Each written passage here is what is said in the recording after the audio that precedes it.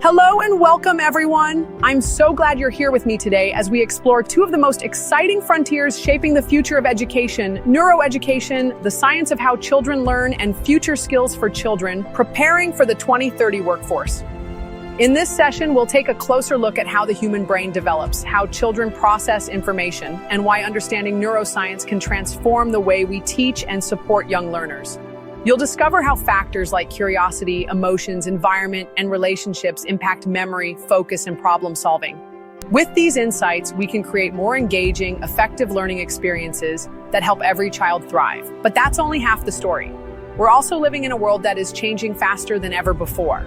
By 2030, today's children will be stepping into careers that may not even exist yet. That's why we must look beyond traditional academic skills and help children build the competencies they'll need to succeed in the future, like critical thinking, creativity, emotional intelligence, adaptability, and digital literacy.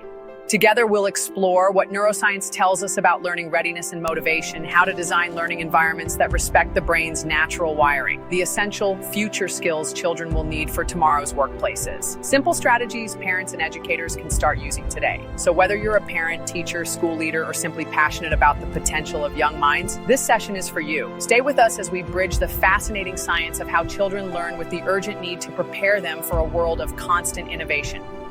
Let's begin this journey into neuroeducation and future skills, and discover how we can empower children to learn deeply, think boldly, and shape a better tomorrow. Welcome aboard. Hello and welcome back to the Deep Dive. Today, we're tackling something, well, pretty huge. How do we actually prepare our kids for a future that's changing so fast we can barely picture it? We're looking at this through two really powerful lenses. First, neuroeducation, that's the science bit, how children's brains learn. And second, the future skills they'll absolutely need. Our goal here is to connect these dots for you, give you a clear picture of what matters most. Yeah, it's fascinating, isn't it? Seeing how these two fields really speak to each other. We're basically bridging the hard science of brain development with the very real, very urgent need to get kids ready for, well, constant change, constant innovation. It's about setting them up not just for tomorrow, but for a future that's still unfolding. That connection is key. Okay, so let's unpack neuroeducation first. When we talk about neuroscience transforming teaching, what are the kind of core insights? What have we learned about how kids' brains work? Well, the big thing, the real game changer, is understanding just how much neuroscience can reshape how we teach. Take neuroplasticity, for instance. It sounds complex, but it's essentially the brain's amazing ongoing ability to, rewire itself based on experiences. So it's not fixed. The brain actually changes physically. Exactly. It's not just a metaphor. Learning physically alters the brain's structure, and different parts develop at different speeds, like the prefrontal cortex for planning or the hippocampus for memory. Right. Knowing this helps us tailor activities. So, we also know curiosity is huge. It triggers dopamine, makes learning literally more rewarding and memorable. So it primes the brain. It really does. And emotions, too. Managing feelings isn't just about behavior. It actually frees up mental bandwidth, cognitive resources for tougher tasks like problem solving. These aren't just abstract ideas. They're grounded in biology. That's really specific, how the brain mechanisms work. And knowing that makes it feel even more urgent, doesn't it? Given the world these kids face, people say by 2030, many jobs won't even exist yet. Which, really underlines why we need more than just the traditional school subjects. So if it's not just about memorizing facts, what are these crucial future skills? Right. If you look at the big picture, certain skills just keep coming up as essential, really essential. We're talking critical thinking, creativity, emotional intelligence, adaptability, and of course, digital literacy. And these aren't just nice to haves. They're becoming the absolute core toolkit for navigating, an unpredictable world. Adaptability, that sounds key. It is. And it's more than just coping. It's about cognitive flexibility, being able to switch gears, unlearn old ways, embrace the new. Same with digital literacy. It's not just using tech.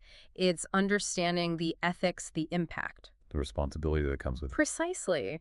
It sounds a bit sci-fi sometimes, preparing for this unknown future. Yeah, it does a bit. But that's exactly why these fundamental human competencies are so vital. They're the anchor. Okay, so we've got the neuroscience, the how the brain learns, and we've got these future skills, the what kids need.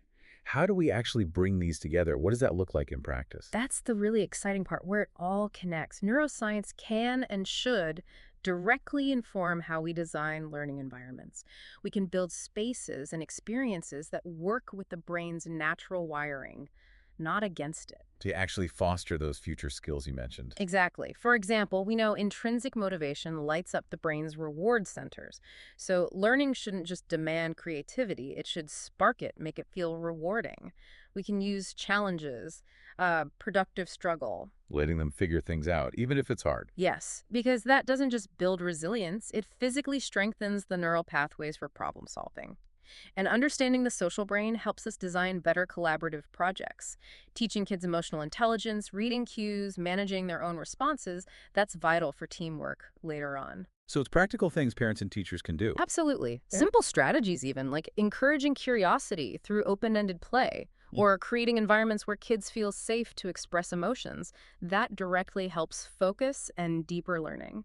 It's about applying what we know about the brain to build those future-ready competencies. That really does tie it all together. It feels actionable.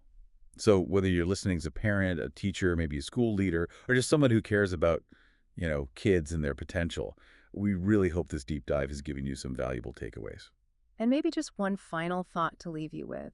How can we, all of us, keep pushing our understanding of learning? How do we best empower our children to not just learn deeply, but to think boldly, and ultimately to help shape a better future for everyone?